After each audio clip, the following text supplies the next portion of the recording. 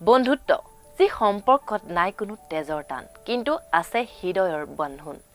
বন্ধুত্ব যিটো সম্পৰ্ক তেজৰ নহয় তথাপিও জীৱনৰ আটাইতকৈ দৃঢ় সম্পৰ্কৰ নামটি হৈছে বন্ধুত্ব এজন বন্ধুৱে হয়তো কেতিয়াবা পৰিয়ালতকৈ বেছি বুজে আৰু তেওঁৰ এটা ফোন কল এটা আলিংগন আৰু এষাৰি মাতে মই আছো আৰু হলনি হৈ যায় মানুহৰ জীৱনৰ বহু কঠিন মুহূৰ্ত আজি 30 জুলাই সেই অমূল্য সম্পৰ্কক সন্মান জনোৱাৰ এটি বিশেষ দিন আজি আন্তঃৰাষ্ট্ৰীয় বন্ধুত্ব দিৱস বন্ধুত্ব এটা শব্দ নহয় এয়া এক অনুভৱ বিশ্বাস সন্মান সহমৰ্মিতা আৰু সহযোগিতাৰ ওপৰত গঢ় লৈ উঠা এক অনন্য মানৱীয় সম্পৰ্ক জাতি ধৰ্ম সংস্কৃতি অথবা দেশৰ সীমা এই সকলো সীমাৰেখা অতিক্ৰম কৰি মানুহৰ কাষলৈ আনে বন্ধুত্ব আজিৰ পৃথিৱীত যুদ্ধ সংঘাত বিভাজন আৰু ঘৃণাৰ মাজতো শান্তি সম্প্ৰীতিৰ যি আশা জীয়াই ৰাখিছে সেই আশাৰ নামেই হৈছে বন্ধুত্ব বন্ধুত্ব মানে বিশ্বাস সন্মান সহমৰ্মিতা সহযোগিতাৰ আজীৱন সম্পৰ্ক এই মূল্যবোধ সমূহক বিশ্বজুৰি উদযাপন কৰাৰ বাবে 2011 চনত ৰাষ্ট্ৰসংঘই 30 জুলাই তাৰিখটো আন্তঃৰাষ্ট্ৰীয় বন্ধুত্ব দিৱস হিচাপে ঘোষণা কৰে ইয়াৰ উদ্দেশ্য আছিল মানুহে মানুহৰ সৈতে সম্পৰ্ক অধিক শক্তিশালী কৰা দেশে দেশে শান্তি সহনশীলতা আৰু পাৰস্পৰিক বুজাবুজি বৃদ্ধি কৰা বন্ধুত্বই কেৱল দুজন ব্যক্তিকেই নহয় সংযুক্ত কৰে সমগ্ৰ সমাজক আকৰ্ষণীয় কথাটো হ'ল বিশ্বৰ সকলো দেশতে একেদিনাই পালন কৰা নহয় বন্ধুত্ব দিৱস ৰাষ্ট্ৰসংঘৰ আহ্বান অনুসৰি 30 জুলাইত আন্তঃৰাষ্ট্ৰীয় বন্ধুত্ব দিৱস উদযাপন কৰা হয় কিন্তু ভাৰত আমেৰিকা কানাডা বাংলাদেশ মালয়েছিয়াকে আদি কৰি বহু দেশত আগষ্ট মাহৰ প্ৰথম দেওবাৰে উদযাপন কৰা হয় ফ্ৰেণ্ডশ্বিপ ডে ইফালে আকৌ দক্ষিণ আফ্ৰিকাত 16 এপ্ৰিল ইউক্ৰেইনত 9 জুন পাকিস্তানত 19 জুলাই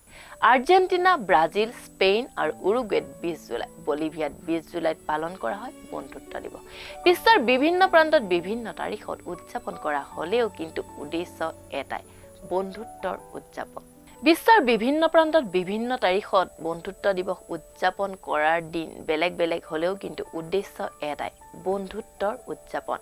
এই বন্ধুত্ব দিৱসৰ আছে এক সুন্দৰ ইতিহাস সেয়ে এই বন্ধুত্ব দিৱসৰ আৰম্ভণিৰ কাহিনীও যথেষ্ট আকৰ্ষণীয় 1930 চনত আমেৰিকাৰ হলমাৰ্ক কাৰ্ডছে প্ৰতিষ্ঠাপক জয়শ্ৰী হলে প্ৰথমবাৰৰ বাবে ফ্ৰেণ্ডশ্বিপ ডে পালন কৰাৰ ধাৰণা আগবঢ়ায় তেওঁ বিশ্বাস আছিল মানুহে বন্ধুক সন্মান আৰু কৃতজ্ঞতা জনোৱাৰ বাবেও এটা বিশেষ দিন থাকিব লাগে তাৰ পাছত 1958 চনত পাৰাগুৱেৰ চিকিৎসক ডক্টৰ ৰেমন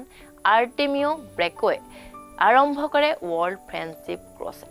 বিশ্ব শান্তি সম্প্ৰীতি আৰু মানৱীয় সম্পৰ্ক শক্তিশালী কৰাৰ বাবে তেওঁ আৰম্ভ কৰিছিল এই বিশ্বব্যাপী অভিযান আৰু অৱশেষত 2011 চনত ৰাষ্ট্ৰসংঘই 30 জুলাইক আন্তঃৰাষ্ট্ৰীয় বন্ধুত্ব দিৱস হিচাপে স্বীকৃতি দিছে বন্ধুত্ব কেৱল আনন্দৰ সময়ৰ সংগী নহয় বিপদৰ সময়ত হাত ধৰা মানুহজনো বন্ধু সফলতাৰ সময়ত অভিনন্দন জনোৱা মানুহজনো বন্ধু আৰু ব্যৰ্থতাৰ শেষত আকৌ চেষ্টা কৰা বুলি কোৱা মানুহজনো তোমাৰ বন্ধু সেয়েহে কোৱা হয় বন্ধুত্বৰ ৰক্তৰ সম্পৰ্ক নাথাকিব পাৰে কিন্তু থাকে হৃদয়ৰ সম্পৰ্ক 1990 দশকৰ পৰা ভাৰতত ফ্ৰেণ্ডশ্বিপ বেণ্ড পিন্ধোৱাৰ পৰম্পৰা বিশেষভাৱে জনপ্ৰিয় হৈ পৰে স্কুল কলেজ বিশ্ববিদ্যালয় সকলোতে দেখা যায় ৰঙীন ফ্ৰেণ্ডশ্বিপ বেণ্ড বৰ্তমান ডিজিটেল যুগত হোৱাটছআপ ফেচবুক ইনষ্টাগ্ৰাম টুইটাৰ আদি বিভিন্ন সামাজিক মাধ্যমৰ জৰিয়তে বিশ্বজুৰি কোটি কোটি মানুহে বিনিময় কৰে বন্ধুত্বৰ শুভেচ্ছা অনলাইনৰ পুনৰ মিলন ভিডিঅ' কল ডিজিটেল কাৰ্ড সকলোবোৰে বন্ধুত্বৰ এতিয়া নতুন ৰূপ বন্ধুত্ব দিৱসক লৈ এটা বিশেষ ঘটনাই আজিও বিশ্বক আচৰিত কৰে 2005 চনত আৰ্জেণ্টিনাত ফ্ৰেণ্ডশ্বিপ ডে উপলক্ষে ইমান অধিক ফোন কল আৰু শুভেচ্ছা বাৰ্তা আদান প্ৰদান হৈছিল যে বিউনছ এৰিছ মেণ্ডোজা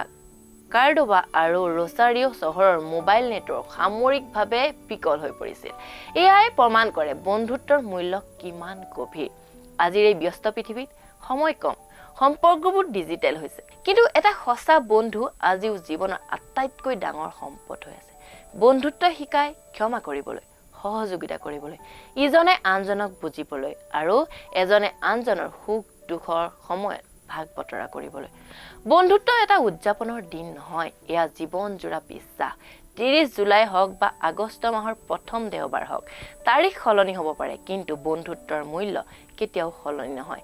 আজি যদি আপোনাৰ জীৱনত এজন সঁচা বন্ধু আছে, তেনেহ'লে আপুনিও আজি এটা ফোন কৰক, এটা বাৰ্তা পঠিয়াওক আৰু কওক, ধন্যবাদ মোৰ জীৱনত থকাৰ বাবে। কাৰণ বন্ধুত্বই মানুহক কেৱল সংযোগ নকৰে, বন্ধুত্বই এখন সুন্দৰ পৃথিৱী গঢ়ি তোলে। ये घी खाने वाली फैमिली है और हमारे घी का असर सिर्फ आपके खाने में ही नहीं बल्कि रोज की जिंदगी में भी दिखता है। अन्नपूर्णा घी, सिर्फ घी नहीं, सुपर घी।